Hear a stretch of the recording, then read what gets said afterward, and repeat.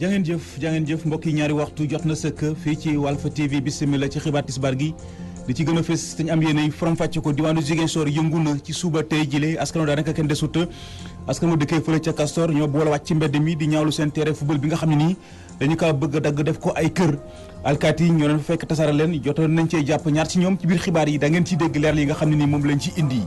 liggéey amul ci suba tey jile ci hôpital Matlaboul Fawzeyni fële ci Touba liggéeykat yi ñoo boole wàcc ci mbedd mi amal ab toogandaay ñaxtu di ñaawlu melokaanu seen bâtiment bi ñu ne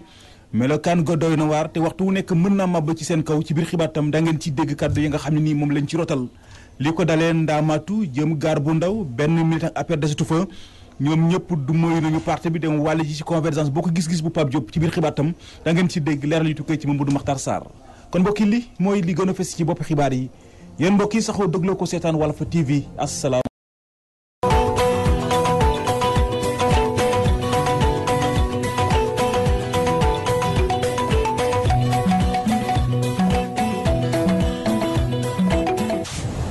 bismillah ci xibaar yi diwaanu Ziguinchor yëngu na ci suba tey jilee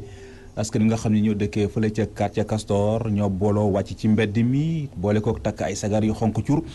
di ñaawlu seen terrain football bi ñu bëgg a dagg def ko ay kër alkaati yi nag ñoo leen fa fekk tasaare leen jotoon nañ cee jàpp ñaar si ñoom waaye ci mujjante la ga mujjee nañ leen a bàyyi ñu ñibbi seen kër lu jëm ci xibaar bi dañ ci dellu siwaat ak suñu naatango bi di Mouhamadou Papo Mané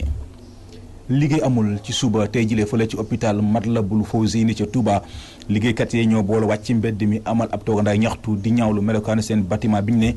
melokaan ga doy na waar te waxtu wu nekk mën naa màbb ci seen kaw sama bopp ma la gënal du bañ naa la bâtiment bi la ñu bëgg ñu toj ko tabaxat ko defuñu ko dina jafe lool liggéey am foofee ci hôpital Matlaboul Fawzeyni Ibrahima Ndiaye ma wax ci seen kàddu ñu teewlu ko ci micro Modou Makhtar Sarr. di représentant du personnel hôpital bi yëpp ci conseil administration bi mooy organe bi nga xam ni lu ñuy def ci hôpital bi rek moom moo koy décider moom moo koy saytu lu ñu war a jox hôpital bi moo koy nangu mbala moo koy bañ loraange buy dugg ci hôpital bi moom moo koy décider moom moo koy xool li ci problème mu dindi ko. lan moo waral seen ndaje mi. suñ ndaje mi tey boo xoolee ni mu composé woo rek moo lay wan ne ñun ñëpp la concerné amul médecin amul infirmier amul sage-femme même service de sécurité ñëpp la concerné fi ñu liggéeyee mooy li nga xam ne mooy xolu hôpital bi mooy bâtiment bi nga xam ne waa Matlaboul Fawzeyni ñoo ko fi tabaxoon ci la bloc opératoire bi nekk ñeenti salle opération mu ngi ci la maternité bi nekk salle d'accouchement bi ak hospitalisation bi ci la réanimation bi nekk muy réanimation mixte li nga xam ne nii ñu feebar ba sonn foofu lañ leen di jar chirurgie fa la nekk service d'hospitalisation bi fa la nekk donc service bu mel noonu mun naa wax ni moo tax ñuy wax hôpital bu ñuy wax tey hôpital niveau 3 hôpital bâtiment boobu moo ko tax ci bâtiment boobu wan nañ ñu ne yàgg nañ ñoo wax nag que ni bâtiment bi am na problème ñuy defar ak defaraat la ñu waxoon ne dans 18 mois toog nañ ba mu des ay 5-6 mois ñu wax ñu ay conteneurs ñu réfléchir ni loolu mënut a nekk mais boobu ba léegi dara amul. ñu toogee ba ñu génne ñu arrêté activité yi ñu waroon def du ci photo état bi la en la personne du président de la République et de son gouvernement ñoom ñoo nekk à l'origine de tout parce que je pense que état su bëggee tabax benn bâtiment tey sensible bâtiment bi li muy réglé du fanaan mënut a toog 6 mois te defaruñ ko. xam ñoo organiser journée bi war a sensibiliser personnel sensibiliser opinion publique bi bu ñu jógee fii ñoom danañ toogaat muy le secrétaire général du SUTSAS du SYNTRAS ak SAMES. évaluer journée bi xool yan perspective la ñu defaat mais à partir d'aujourd'hui xam leen ni on restera pas les bras croisés ba fin juin. loolu day kaddu yoo xam ne nii ñu ngi ko nangoo ci Ibrahima Ndiaye yore kon kaddu liggéeykat yooyu li nga xam ne ñoo nekkee ci hôpital Matlaboul Fawzeyni ca Touba la ñu ne ñu desandi fa wax ci wàllu politique li ko dalee Ndaamaatu jëm gaar bu ndaw foofu benn militant APR desatu fa ñoom ñëpp du mooy nañu parti bi dem wàll ji ci convergence bokk gis-gis bu Pape Diop muy lu Cheikh Abdou Bara Dolly Mbacké rafetlu teg ci wax ne ne mbaalam daal la amee sànni ko ci géeju xéewal gii di APR fas yéene jàpp nag jën yu bare dañuy dem ca Touba fekk fa Modou Makhtar Sarr. Ndaamaatu ak gaar bu ndaw ñaari quartier yoo xam ne ñu ngi nekkee ci Touba nguurug Sénégal amul lenn lum leen defal muy jur sax ay responsable ak militant yu bokkoon APR jege woon lool Moustapha Cissé Lo jël dogal wan ginnaaw parti Macky Sall bi wutali bokk gis-gis. ci APR la nekkoon ci Moustapha Cissé Lo ak ci ay leaders yu bëree bëri yoo xam ne ci koñ bi lañ dëkk te gisuñu fi ñu def fi lenn loo xam ne lu nu mën a jariñ la parce que li tax ñuy wax mooy fii nga xam ne mooy ndaamaatu ci jàkkay Sëñ Saliou na ci kanam tuuti kenn mënu fee aw julli nawet bii nga xam ne moo passé toog naan ay ajuma yu bari julli ñu fi te lu waral lool mooy ndox mu bëri amuñu kenn ko ñu jàppale. soxlawuñu ay ceeb ak yooyu soxlawuñu ko ñu jox ceeb soxlawuñu ko ñu jox ciment ndax ñun na nga koy defal suñu bopp li soxla mooy bëgg-bëgg bi am nga xam ne mooy suñu sutura ndax kenn ku nekk xam ne ne fi nga dëkk mooy sa sutura. moo tax ñu booloo takku ñu ne dañuy jóg ànd ak sëñ Modou Niang adhéré wu ci Cheikh Abdou Mbacké adhéré wu ci Pape Diop kon loolu mooy suñu initiative ak suñu gis-gis. waaw gis nañu suñu bopp joxuñu ñu dara fu ne waaw dañu daan nax fu ne yóbbu nañ ñu fa. mu di dogal boo xam ne coordonnateur départemental bokk gis-gis Cheikh Abdou Bara Dolly Mbacké rafetlu na ko gannaaw ba mu ñaawloo doxalinu Moustapha Cissé Lo jëm ci ñi fi nekkoon ay militants. xanaa du ko rafetlu di am mbégte aussi ñëw fii nga xamante ni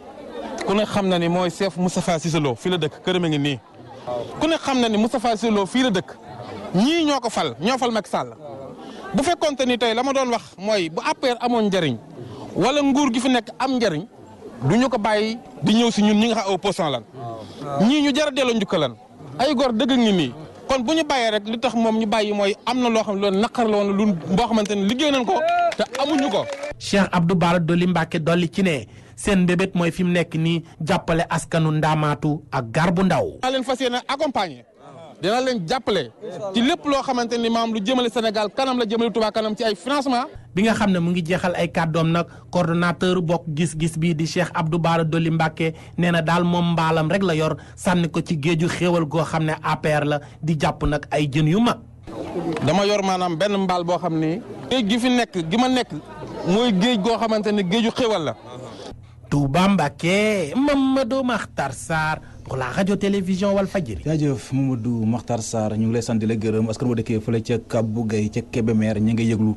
dañoo profité nag ci am meeting bu fa seen maire gox ba doon amal ngir fesal jafe-jafe yi nga xam ne nii moom la ñuy dëkk di jànkonteel ci seen gox boobee ñu gën cee ràññee nag seen tali bi ci ay kàddoom nag Aly Ngouille Ndiaye mi maire Linguère teewul mi xamle na ni du yàgg dara seen yoon woowee daañu ko goudronné dañuy dem ca Kébémer fekk fa Omar Kayre. commune Kabou Gueye bi xumboon lool ci meeting bi nga xam ne seen maire bi mu ngi ko doon organiser ngir delloo njukkal Macky Sall.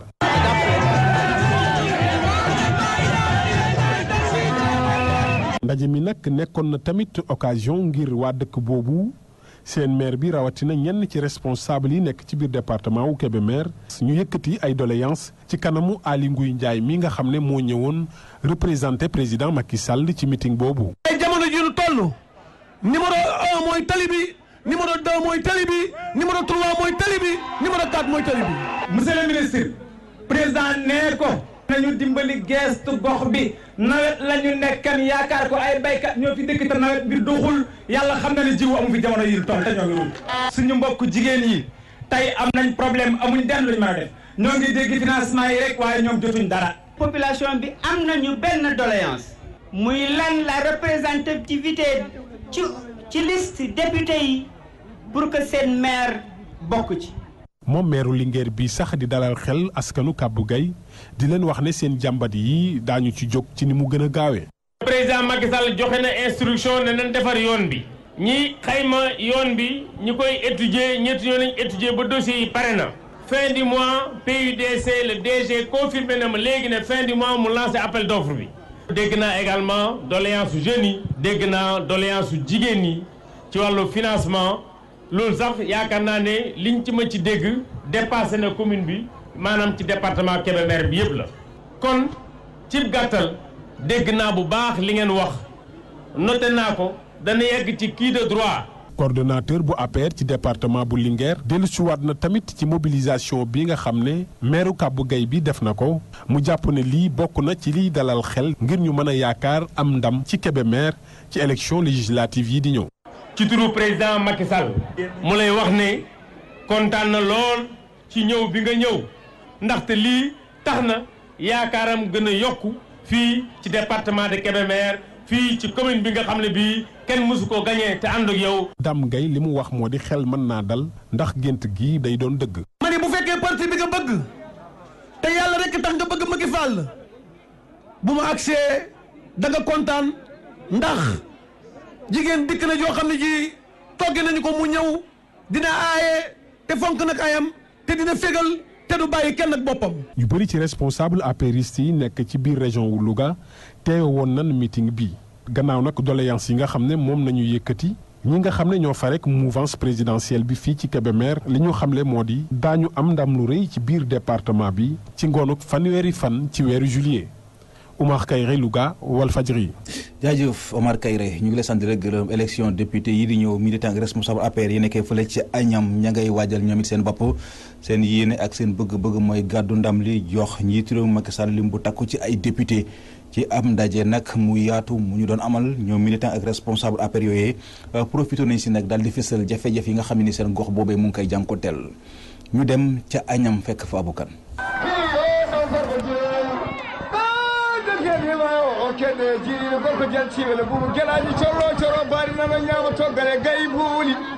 ginnaaw ñaari weer dong moo ñu dese ci jongante yu war am ci lu jëm ci élection législative maanaam fi ci dëkku Jàll ci commune bu Agnam responsable politique ak ay militant ñoo jóg daal di tàmbali di mobiliser wu ci unité bu ko defee nag ñu mën a jël ndam li au soir du 31 juillet bii di ñëw Amar Ly de responsable APR ca Dungowuro Alpha. Fuutankoɓe ɗo dande maayo ɗo jalɗo gonɗen addi en ɗo ko yewtidde président Macky Sall sabu nde ɗo fedde nde sosa fii nag waxtaan ak suñu président de la république son excellence Macky Sall moo ñu tax a jóg amuñu beneen objectif bu dul falaat kii di président Macky Sall ci bopp réew mi il faut que mu am vraiment majorité ci assemblée nationale fii nag gis ngeen ne que bépp responsable APR ñëw na fii ñu jóge nag fu nekk ci gox goxaan yi tey il faut que ñu am ay députés de qualité ñu doon ay députés crédibles ci suñu prochaine assemblée nationale. hande ko alhamdulillah rabbil alamin ñalawma hande o ene jeeya ñalawmaji ɓurɗi mawnude sabu ɓe min noddi ɓe fof notimi min emin ñaago président assemblée nationale batteɗo ɗo e zamanu 2017 2019 ko un monde autrement gouverné autrement changer autrement avec des députés de qualité. ginnaaw nag bu ñu gën a fësalaatee seen i ànd ak seen i loyauté ak seen i président Macky Sall jot nañu yëkkati seen i kaddu di xamle ne que bëgg nañu bokk ci fi ñuy tabbe ñi war a nekk ci liste des députés ci seen i ay xalaat nag ay jigéen ak ay góor yu capable de relever les défis de développement ñooñu la ñu bëgg. Farba Samba Diaw di responsable APR doon itam opérateur économique moom daa fàttali Macky Sall mu gën a jublu ci désenclavement seen i diwaan. min jogii rewɓe amen ngala financement duuɓi jooni anani min gondi koye tampere.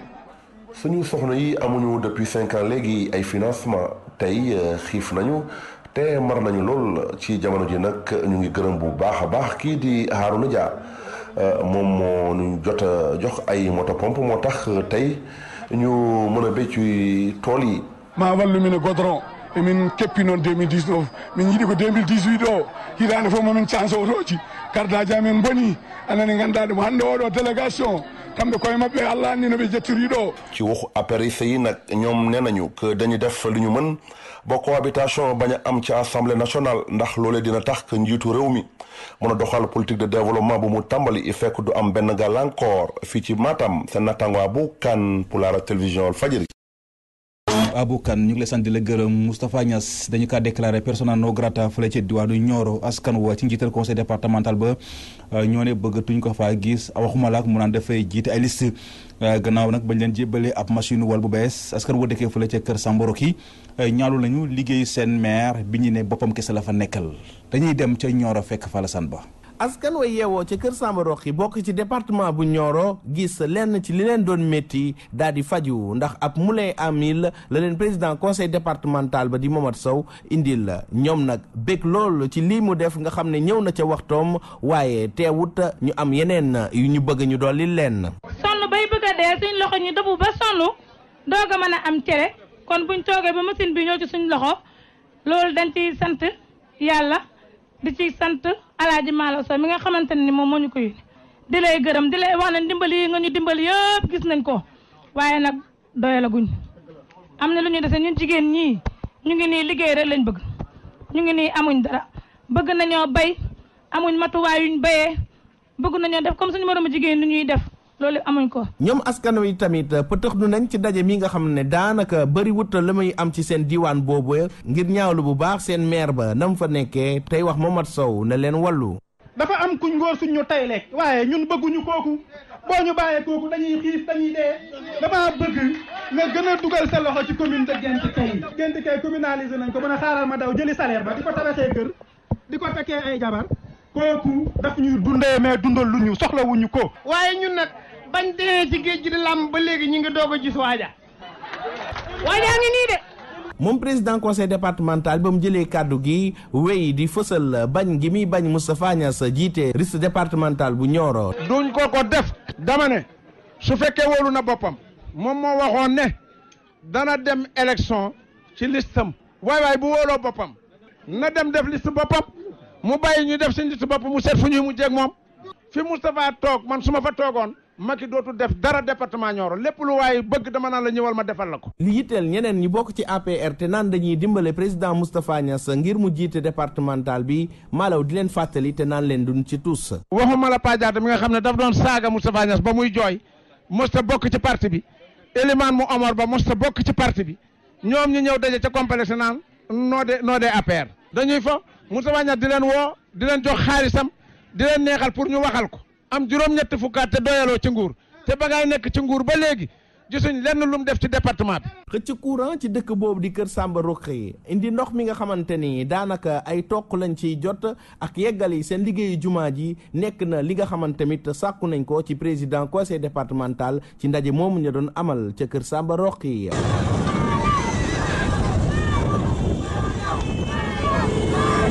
Alhassane Ba Abdoulaye Dia Walfadjri.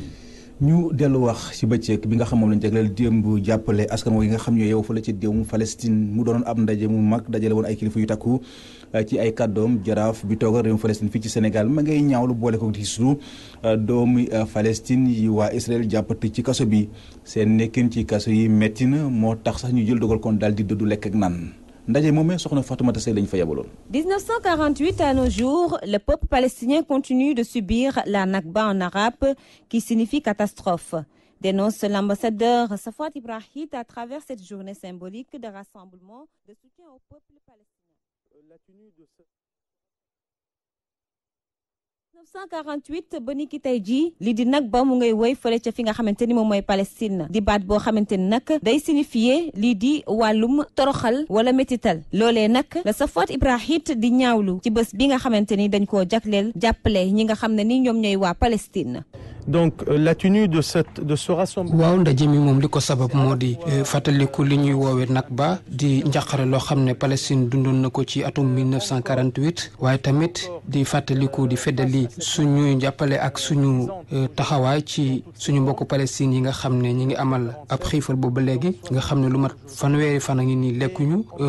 boo demee état bi ñu nekk doy na war lool ndaxte ndox rek la ñuy dundee ak xorom bu dul loolu lekkuñu dara moo tax état bi ñu nekk garaaw na lool. faire entendre leur voix et pour faire triompher finalement le droit. lu toll ci juróom-benni junni ak juróomi téeméeri prisonniers waa Israël ñu ngi leen teg loxo ca centre d'interrogation ya tey jii nag yooyu les prisonniers ñu ngi sumb ab xiifal gu métti métti ngir nag ñu daal leen bàyyi waaye it jox leen li nga xamante ni moo di seen gëdd ak li di seen sakk Safwat Ibrahim ñaaw lu ni mel teg sa nag di sàkku ci li nga xamante ni moom mooy xeex ba ñu bañ caa yaafus benn yoon. Ce qui nous a motivé encore plus, c'est que cette période coïncide avec cette grève générale. ñu di leen wan ne leen ñu ngi ci seen ginnaaw di leen jàppale te it di leen dalal seen xel xamal leen ne leen guerre bi ñu nekk incha allah dinañ ci am ndam bu sow yàlla. À ce jour 30 jours déjà passés ils se sont pas nourris de tout. ki nga xam ne nag moo fa teewal président assemblée nationale moom daal dina xam ne jàppale ma da koy wéyal ba léegi ak waa Palestine yemu sa ndax Falilou Kanit daal dina sàkku ñi nga xamante ni ñoom ñooy yeneen ni dëkku africain yi ni ko Sénégal defee ñoom it ñu daal di ñoŋal seenub xeex fas yéene dagg lépp ak waa Israël ngir daal di jox Palestine seenub gëdd. ñu ñaan ñu jàppale suñu koor ñu ko tuddee saxam suñu mbokk yeneen Palestine pour que la fa xew yàlla jële ko fa Israël dafa dagg nee na ay relation daggagul sax dafa ne retiré na ndokk ñaan yàlla bu taseeg amin ñun dañ ci bëggoon a génn loolu tax Sénégal fi mu ne sax dafa war a jël moom ci boppam na mu ko daan defee initiative pour mobiliser les pays africains ñu dagg Israël parce que defoon nañ ko bi Israël est occupé Sinaï. collectif bi nga xamante ni moom mooy jàppale waa Palestine ambassadeur ba ak ñëpp ñi nga xamante ni it sa xeex ba la ñu bokk ñoom ñëpp daan nañu ànd jeexal li nga xam ne ni moom mooy bés bi ci yile kàddu mooy daal leneen mën a yóbbu si jàmm leen rek la mooy ñu bàyyi leen ak seen bopp ñu moom seen bopp waaye it bàyyi prisonniers yi nga xamante ni Israël ñu ngi leen teg loxo ñu bëgg nag am jàmm ak salaam ak it jëlaat li nga xamante ni moom la ñu yellool. jaajëf soxna Fatoumata Seye ñu ngi lay sant di la gërëm mbokk yi kon ci foofulee ci la ñuy tàbbisi yéen ci xibaaru bitim réew yi buñ ci noppee dégtal leen li ci yéenekaay yi.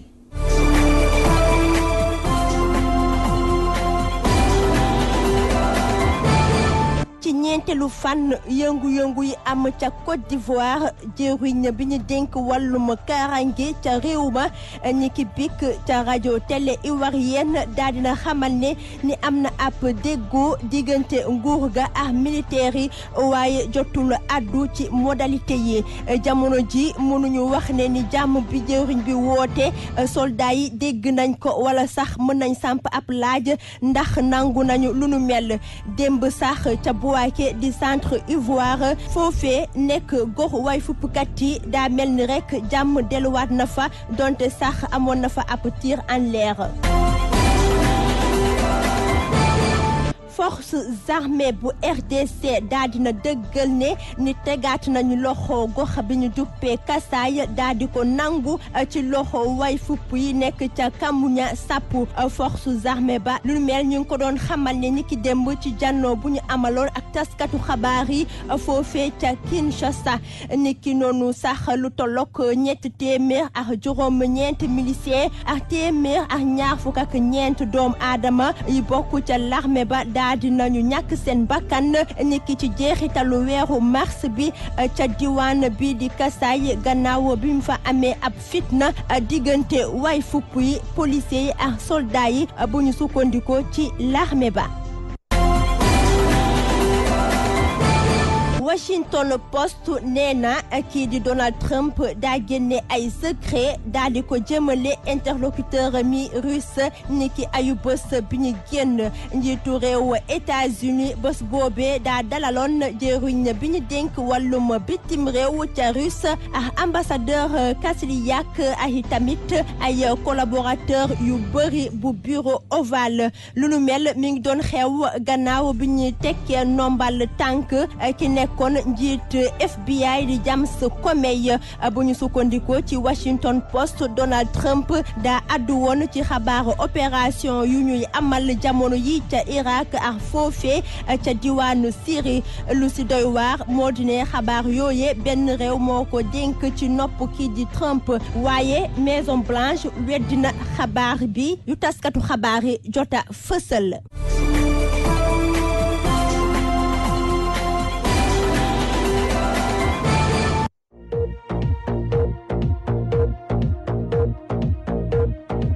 ab jihadiste boo xam ne turam mu ngi tàmbalee a santam tàmbalee de teg nañu ko loxo ca Richard-Toll yéen kay gii di Walf Fadjri ne ci hôpital Richard-Toll lañu ko bett ay waxtuy guddi fekk ko muy faj ñu daal di ne ko nuus tëye laataa ñoo utaleeg moom Ndakaaru loolu di ñëw di dëggal menace terroriste gi ñuy wax yéen kay gii di La Tribune ngir mën a fegu ci pexeb doomu aadama yooyu di mbubba diine islam tey def ay ñaawte fu nekk ci àdduna bi Abdoulaye Daouda Diallo muy jëwriñ ju ñu dénk kaaraange ak biir réew mi dafa mobiliser démb armée bi mobiliser police bi gendarme yi ba ci sapeur pompier yi tasaare leen ñi ñu yóbbu leen teeru bi ña ca des ñu yóbbu leen foire boo fa dikkee da nga yaakaar ne fii attentat moo fi am fekk ne gaañi la ñuy tàggat bu sukkandikoo ci jëwriñ ci tàggatu gi lañ ci jublu mooy bu fi attentat amee ñaanuñu ko yàlla nekk ñu mën a xool naka la ñu mën a yemalee dégâts yi teg ci xool naka la ñu mën a def bott ci nu ma gën a gaawee doomi aadama yi jot a loru ci musiba ji musiba lam déet waaye li wértu war Xalifa Sall muy dund jamono ji ndax mënees na koy méngaleeg dund ko wéra yan yéen kaay gii di las ne ab dogal ma bàyyee ko ci kilifa yi daal di wàññi limug doomu aadama yi ko daan seet si ci rëbës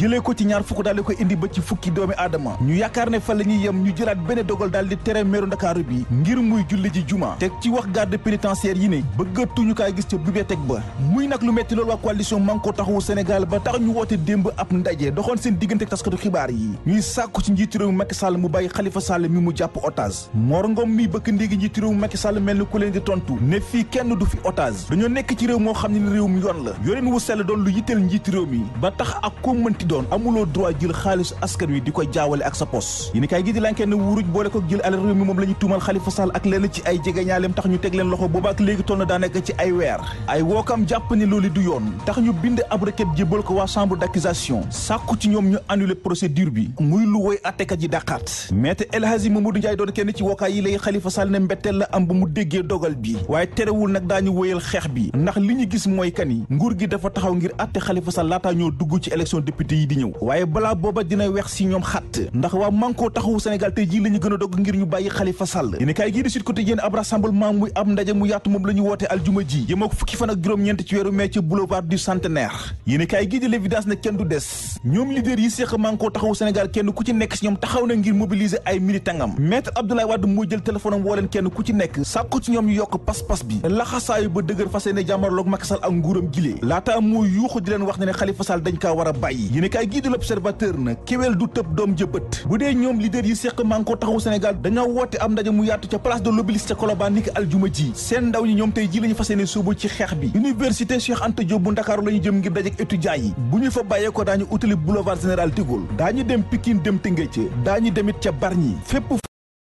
daw ñi waxtaan ak ñoom ci solo si élection député yi di ñëw am teg cay sàkku ñu bàyyi Khalifa Sall mi ñu jàpp tëj ci kaso bi ab Diop mi njiital convergence boo ko gis-gis nekkoon fi meeru Ndakaar wax ci yéen kaay gii di la quotidien Khalifa Sall dafa fi lu ay dafa fekk ne sab xaj boo ko bëggee rey da nga koy jiñ ak ràmm caisse d'avance bi ñuy wax nii du fi lu bees muy moom di Mamadou Diop di Khalifa Sall caisse d'avance bi ñuy wax nii fii la ñu ko fekk ay koppar yu leen di jox la ngir ñu mën a taxawu askan di leen dimbali ci seen i jafeñ-jafeñ xaalis boobee ni ko Khalifa Sall daan jëfandikoo Pape Diop nee na moom it ba mu nekkee meeru Ndakaaru noonu nii la ko daan jëfandikoo Khalifa Sall lañu bëggul woon mu fekk ji opposition bi dooleel leen ci élection député yi di ñëw waaye seen pexe mujjuta antu réew mi yéene kaay ne élection député yi nag ñetti weer gën ngaa bare moo ci des waaye bari na tey ji ay ministre ak ay hauts cadres yoo xam ne toogatuñu ñu ngiy def lépp lu ñu mën ngir sauver seen bopp bu dee yéene kaay gi di 24 heures moom dafa xëy samp laaj bëgg a xam ndax élection député yi di ñëw duñu ko dàq ndax kat balaa nga ne naam da nga fay nekk élection bu ñu ko waxee carte yaa tax te tey ji bari na ci askan ñoo xam ne ba ñu bindoo kenn xamul kañ la waaye ba fii mënuñoo jotee ci seen i carte zoom yéene kaay xëy di ñu xam ne Abdoulaye Daouda Diallo mi war a organiser élection yii sunu naata ngoy ne béy ci sa ëm wolof yo ko wax jëwriñ du ñu dénk kaaraange ak biir réew mi caaxaanewul benn yoon kaaraangeem rawatina kaaraange ay soxnaam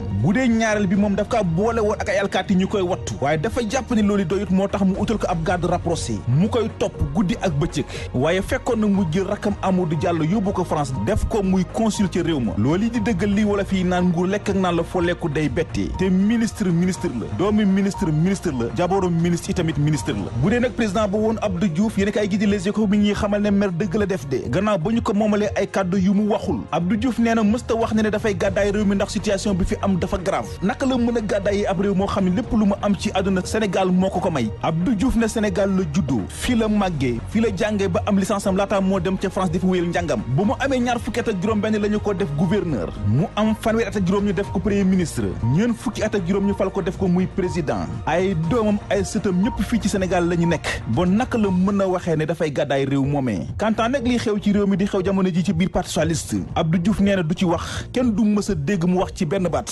ndax mbubb mi mu sol tey mayatu ko muy dugg ci coow yu ni mel. kon mbokki lii moo nekkoon li furuse woon ci wàllu xibaar di sant di gërëm bu baax a baax ñëpp ñi nga xam ne nii ñoo jàppoon ci xibaar yi ba mu yemb Ajaratu Penda Diallo Guèye moo fare woon ci xarale gi réalisation El Hadji Ousmane Sène ci kaddu gi seen mbokk Seydina Oumar Ba kon mbokk yi mucc gu sax te ànd ak xéwal yàlla na ko yàlla tuur ci askanu sunu gaal yandoog jàmm